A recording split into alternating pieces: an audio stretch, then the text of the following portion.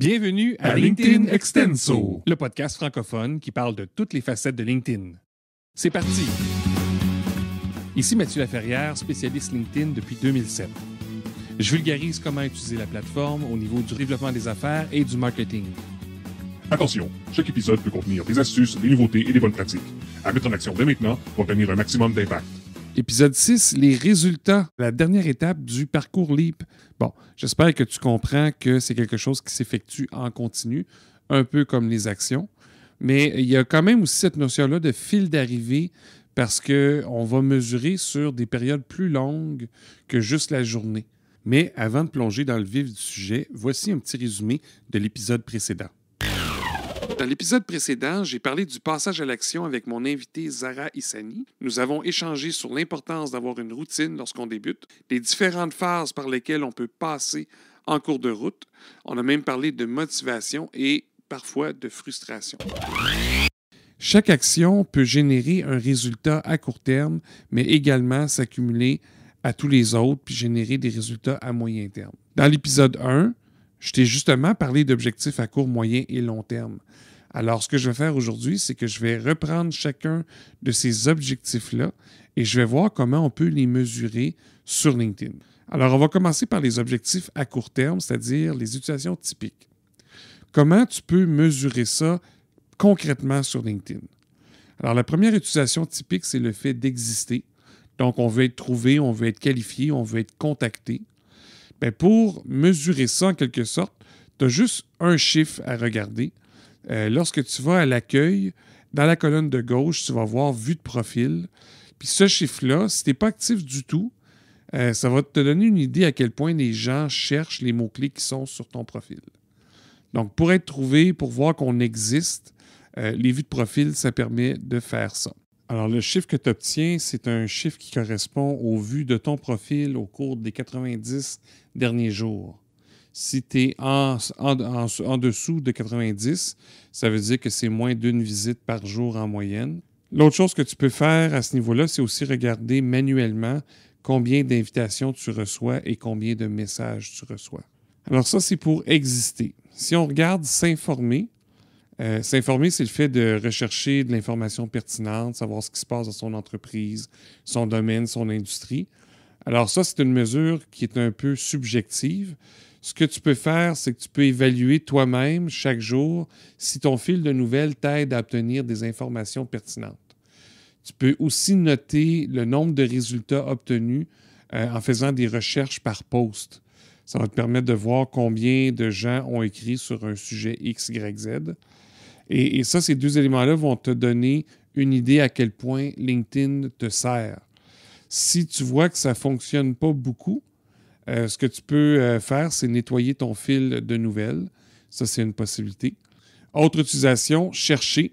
Alors là, si tu es plus dans une dynamique de chercher des personas qualifiés, tu as des caractéristiques puis tout ça, puis tu les cherches sur LinkedIn avec la version gratuite, ou tu cherches aussi par nom. Donc ça, c'est toutes des possibilités à faire. Puis là, bien, dépendamment du nombre de résultats que tu vas obtenir, ceux que tu considères qui sont bons, bien, tu pourrais mesurer ça dans le temps. Donc, encore une fois, ça serait manuel. Mais tu aurais quand même une idée à quel point LinkedIn te permet de trouver les bons personas. Si on regarde l'utilisation typique réseautée, donc bâtir et maintenir des relations, bien là, ici, tu peux simplement regarder le nombre de contacts que tu as. Donc, tu vas visiter l'onglet « Réseau » puis ça va se retrouver dans la colonne de gauche. Tu vas voir le nombre de relations. Pour ce qui est de la partie « Maintenir le réseau », ça, c'est plus manuellement que tu vas le faire. Tu vas regarder dans le fond, est-ce que les gens qui font partie de ton réseau réagissent sur tes publications? Est-ce qu'ils t'envoient des messages, etc. Donc, ça, c'est un peu moins concret, mais on est quand même capable de le faire manuellement. Il faut juste être assez discipliné puis avoir un document pour mémoriser tout ça. Interagir. Alors là, l'objectif d'interagir, c'est de se faire connaître, bâtir sa crédibilité, sa notoriété et, ce que moi, souvent je dis, accumuler du capital réactionnel. J'en ai parlé dans un épisode précédent.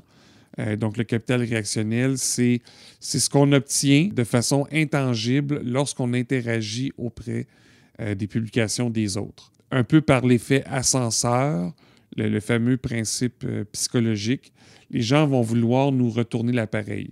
Si on est là pour leur succès, bien, à quelque part, ils vont vouloir aussi nous aider. Alors, ça, pour déterminer comment ça va, tu peux noter le nombre de commentaires que tu laisses toi-même chaque jour ou semaine. Donc ça serait déjà un premier indicateur. Si tu publies des contenus, tu peux aussi suivre le nombre de commentaires que tu obtiens. Tu pourrais même mesurer plus spécifiquement les gens qui sont de niveau 1 qui commentent. Puis ce que tu vas voir, c'est que plus que tu interagis avec pertinence, plus que les chiffres vont augmenter. Ton nombre de vues de profil qu'on a vu pour la première utilisation typique, il va augmenter. Ton nombre d'invitations va augmenter. Ton nombre de messages va augmenter. Donc ça va vraiment être directement proportionnel. Ça veut dire quand un augmente, l'autre augmente aussi. Évidemment, tout dépend si tu es pertinent, si tu apportes de la valeur. Mais globalement, on peut s'attendre à, si tu poses cette action-là, de laisser des commentaires, d'être présent, faire des réactions à l'occasion, bien nécessairement, tu vas avoir un impact. Finalement, l'utilisation typique 6, attirer. Donc là, ce qu'on veut, c'est peut-être plus aller vers une audience. On va vouloir bâtir et maintenir une audience qui va être engagée. Alors là, ce que tu peux faire, c'est suivre sur chacun de tes posts le nombre de vues que tu as obtenues, le nombre de réactions, le nombre d'interactions sous la forme de commentaires et le nombre de partages obtenus. Donc ça, c'est déjà, sur chacun des posts, tu vas avoir ça, mais tu vas aussi avoir le nombre d'abonnés qui va augmenter. Plus que tu es pertinent, plus que tu publies des contenus, plus que les gens aiment ça, nécessairement, il y a des gens qui vont décider de te suivre. Tu vas également avoir un impact probablement au niveau des relations. Il y a des gens qui vont vouloir faire partie de ton réseau. Donc, ce nombre-là va probablement augmenter aussi. Là, je t'ai parlé d'abonnés puis de relations. C'est quoi un peu la différence? C'est pas tout le monde qui comprend ce concept-là. Donc, les abonnés, ce sont les gens qui obtiennent potentiellement tes posts. Je dis potentiellement parce qu'il y a un algorithme. Ce n'est pas tous tes abonnés qui vont obtenir tes posts, mais à quelque part, si quelqu'un est abonné puis que ça a généré de l'engagement auprès de certaines personnes de ton réseau, bien, tes abonnés, à un moment donné, ils vont voir peut-être ton post. Alors, par défaut, tes relations sont des abonnés. En cours de route, ils peuvent se désabonner s'ils veulent. S'ils n'aiment pas trop ce que tu publies, ils pourraient décider de rester connectés à toi, mais de se désabonner de tes nouvelles. Évidemment, ça, on ne le sait pas, c'est qui fait ça, etc. Donc, si on va avoir une idée des gens qui sont principalement des abonnés, en tenant compte qu'il n'y a peut-être pas beaucoup de relations qui se sont désabonnées, on pourrait simplement calculer le nombre d'abonnés moins le nombre de relations. Dans mon cas, j'ai environ 9000 abonnés. Mon nombre de relations approche le 5000. Ça veut dire que j'ai un 3500, 4000 abonnés. Des gens qui sont uniquement, en fait pas qui sont, mais qui vont recevoir uniquement mes posts. Je n'aurai pas la possibilité d'échanger avec eux, de les recommander et tout ça. C'est simplement eux qui vont recevoir mes posts éventuellement. Sur LinkedIn, si vous ne le savez pas, on a la possibilité d'avoir la liste de tous nos abonnés.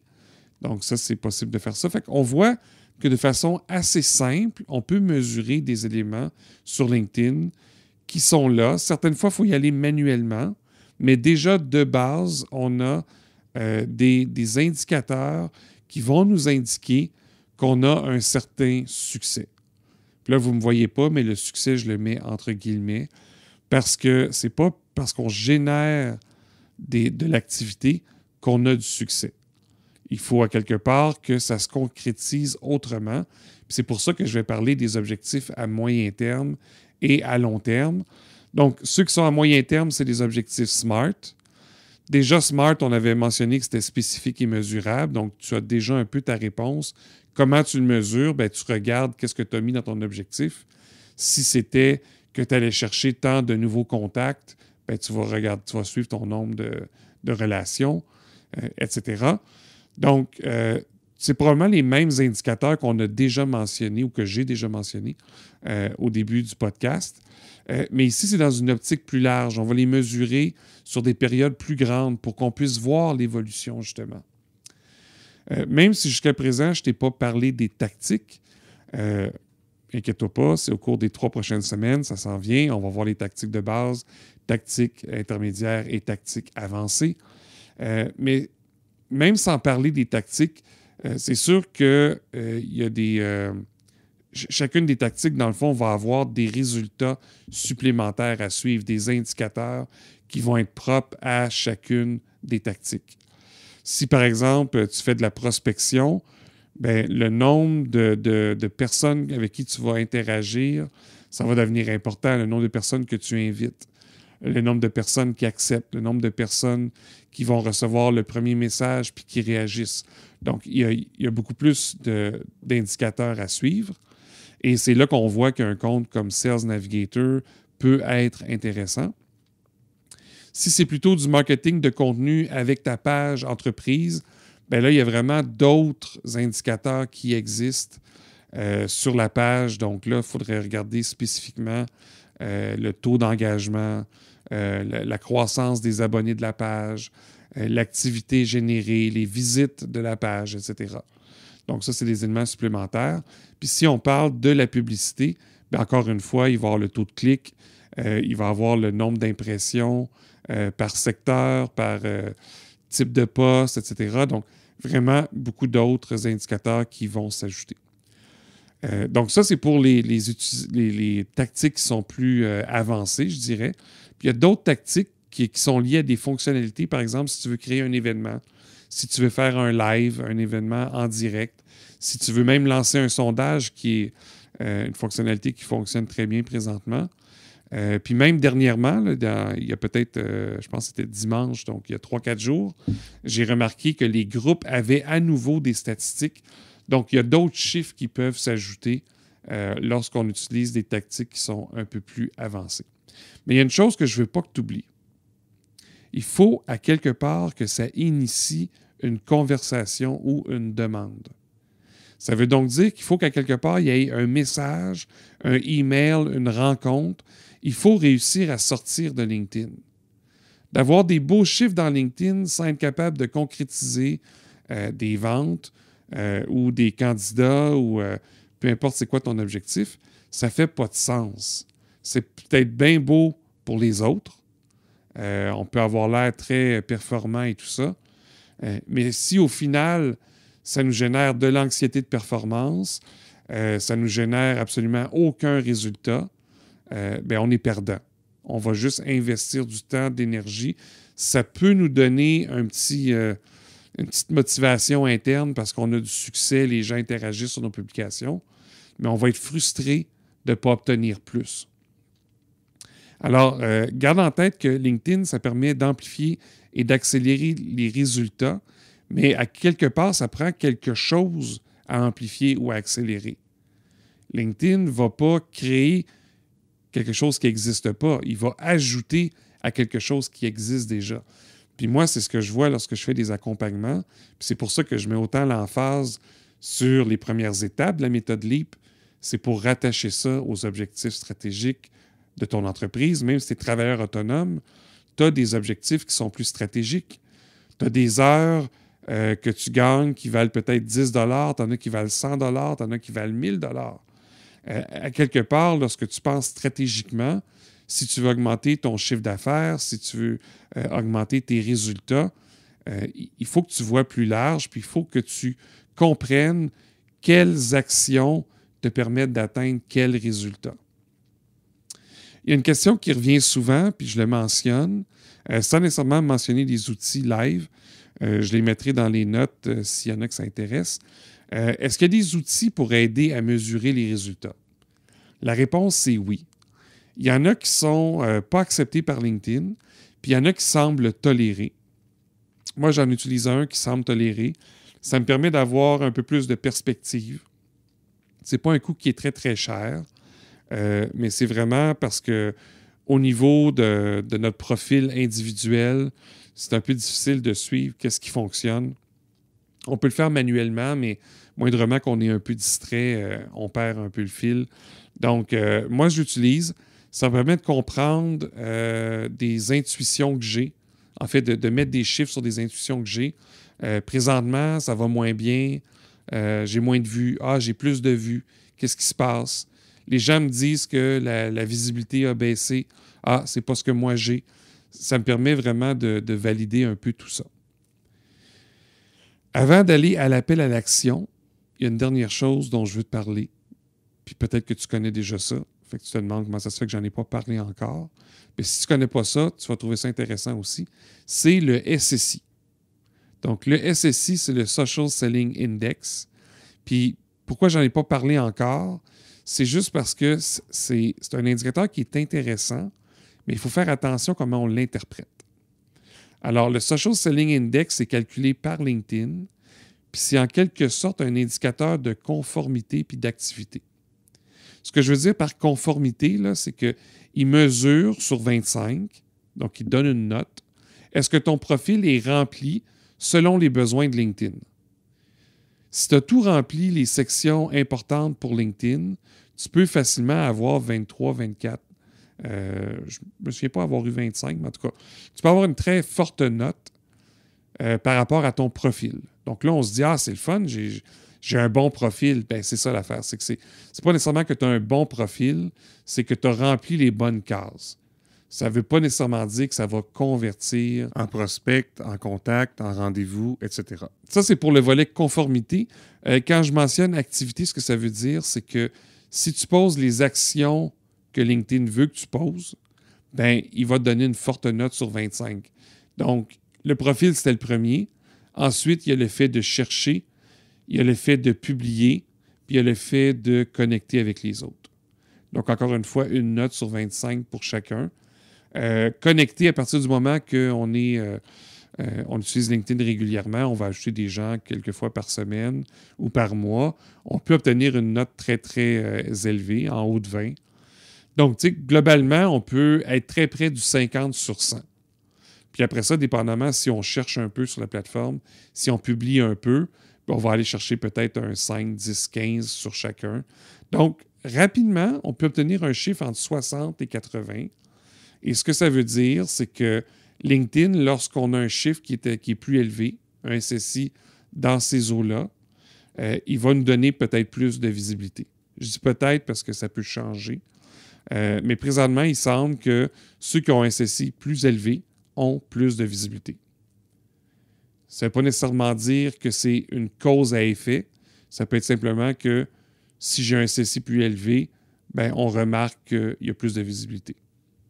Bref, je ne vais pas rentrer dans les détails. Considère le SSI comme un indicateur intéressant pour suivre ta progression, mais fais attention de ne pas interpréter ça un peu n'importe comment. Parce qu'encore une fois, l'objectif, ce n'est pas d'être conforme et actif. L'objectif, c'est d'obtenir les résultats escomptés. Et ça passe par poser les bonnes actions auprès des bonnes personnes, puis générer des visites vers son profil qui, à son tour, va générer des conversations et des conversions. Alors, l'appel à l'action, c'est plutôt simple. C'est de prendre un fichier Excel ou une feuille de papier ou un fichier Notion ou peu importe. Prends ce que tu veux et fais-toi un tableau. Puis commence par mesurer chaque semaine les indicateurs suivants. Ton SSI, d'ailleurs, je n'ai pas mentionné, pour trouver le SSI, ça va être écrit dans les notes, mais c'est linkedin.com/sales, SALES/SSI. Mais bref, indique ton SSI chaque semaine, indique le nombre de vues de profil, le nombre de relations, le nombre d'abonnés, nombre d'invitations reçues, nombre d'invitations envoyées, nombre de vues, réactions, commentaires, partages par post, puis nombre de commentaires sur les posts des autres que toi, tu fais. Tu peux en rajouter d'autres si tu veux, mais déjà, en démarrant avec ça, au bout de quelques semaines, tu vas voir comment ça évolue. Tu vas gagner en confiance, tu vas mieux comprendre, puis tu vas peut-être décider de faire les choses différemment. Fait que c'est à tout ça que ça sert. Si tu te considères plus avancé, que tu suis déjà ça un peu, bien là, il faudrait plus que tu identifies les indicateurs qui ont un impact sur les résultats que toi, tu vas obtenir, puis de commencer à les mesurer. Puis, élément important, c'est que si tu as fait des hypothèses, tu te dis, par exemple, si je contacte 100 personnes, il y en a 60 qui vont accepter, etc., bien, valide-les. Parce qu'il n'y a rien de pire que de continuer à poser des actions basées sur des hypothèses qui étaient fausses au départ. Alors, je te laisse avec ça. Garde en tête que c'est important d'avoir du plaisir. N'hésite pas à communiquer avec moi. Ça va me faire plaisir d'échanger via LinkedIn. Tu peux te connecter en mentionnant le podcast ou tu peux me laisser un message. C'est gratuit. Et je te dis à la prochaine.